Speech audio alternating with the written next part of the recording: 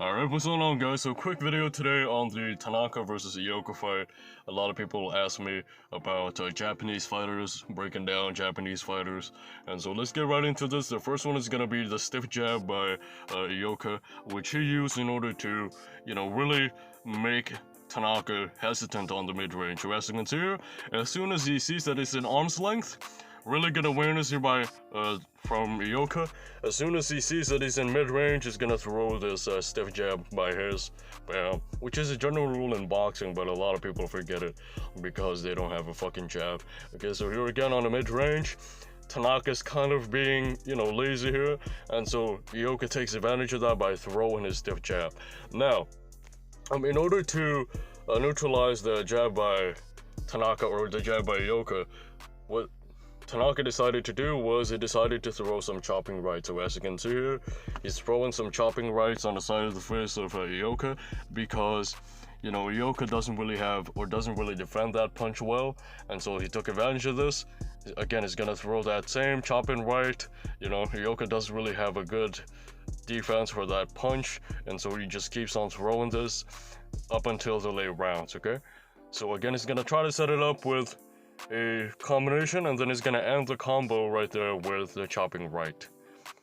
So let's look at one last chopping right here that he liked to throw a lot. Let's see what setup he uses here. He's gonna be using a classic jab, and then again Ioka kind of turns into a blade, and this is why he kept on getting messed up with this particular punch, because he kept on bending at the waist, and when you bend at the waist you are basically on the path for that chopping right, and so you really don't want to get into the habit of that. But a lot of people can pull it off as long as you have a great awareness of distance. But this one, Ioka was a little bit too close, and so Tanaka was able to land these chopping rights. So one adjustment that Ioka did in order to prevent those chopping rights was he decided to use pivot defense, which is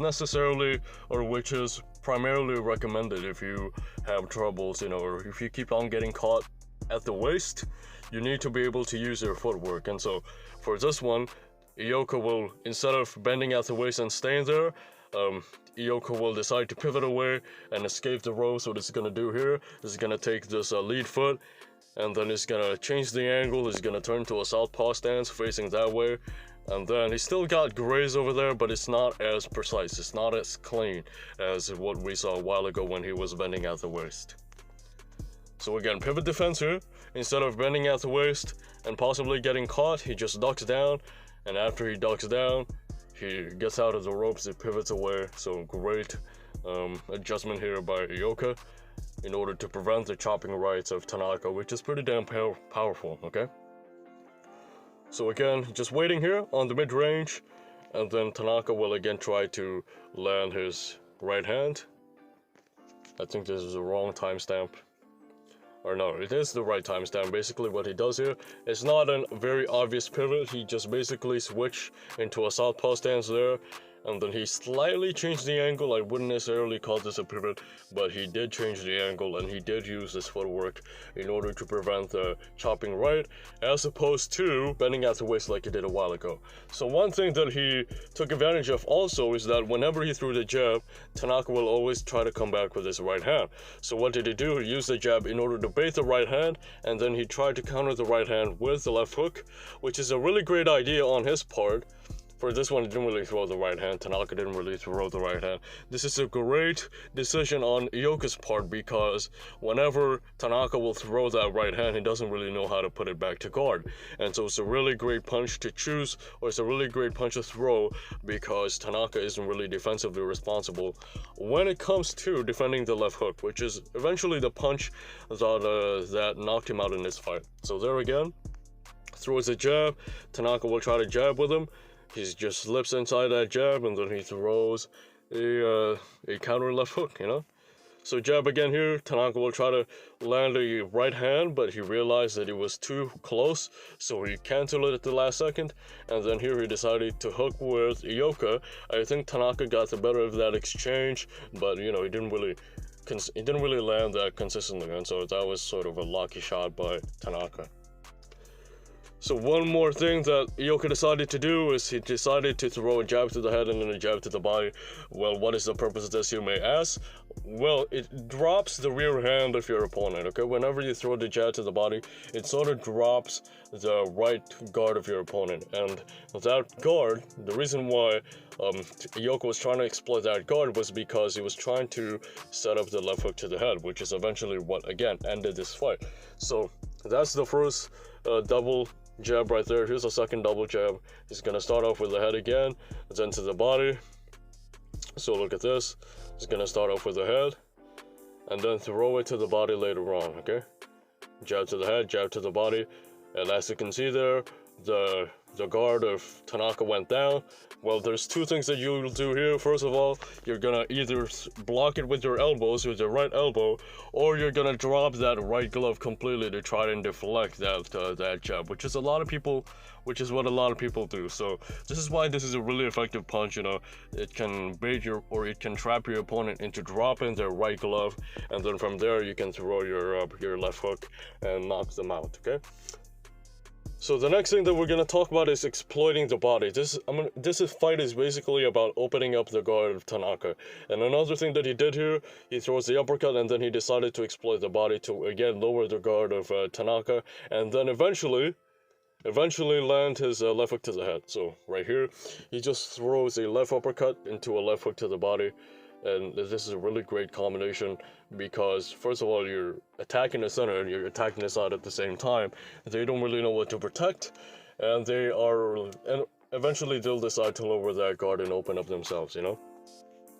So now, from dropping that guard, from exploiting that guard completely, you know, what Tanaka or what Ioka is gonna do, he's gonna set up that tight left hook of his, which is a really good punch. He doesn't really throw it widely, he doesn't really throw it in a wide trajectory, and that's why it's really tight.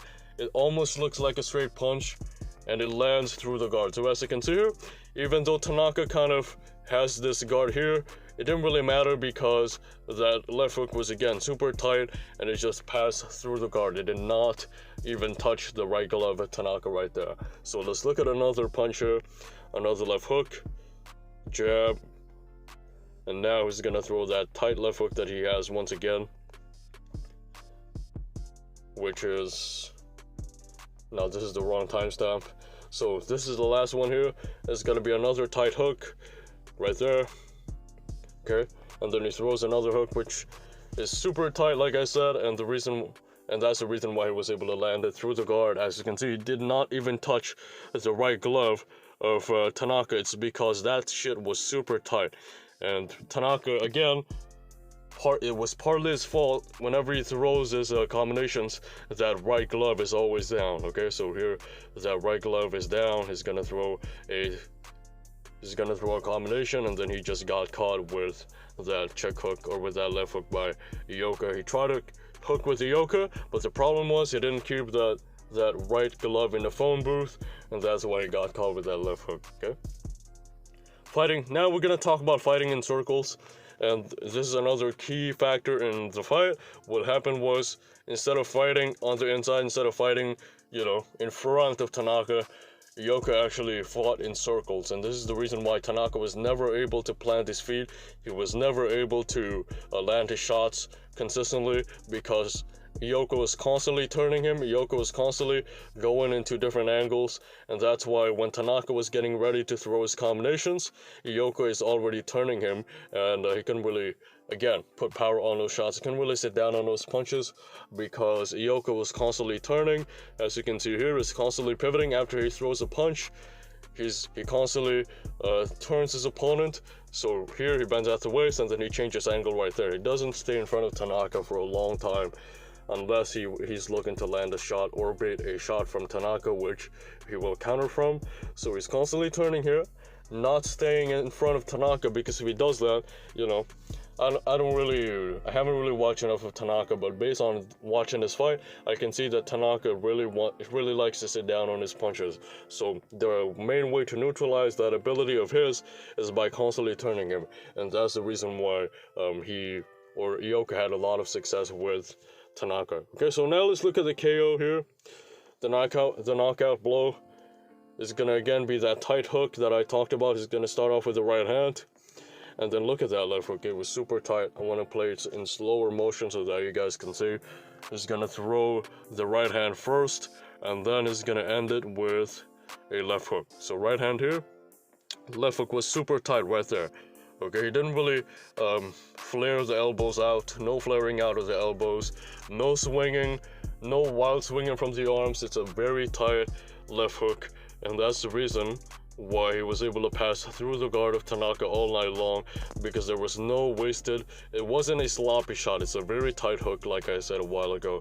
And so right hand here, left hook, very tight, landed right on the chin, right? Perfect shot by Ioka. So that was it. I was never really sold on Ioka before the Nietes rematch, but after that, you know, I decided to watch more of him. I'm starting to like him a little bit more now. I don't think he'll beat the top guys at 115. You know, he's just. I think he still needs a lot of work.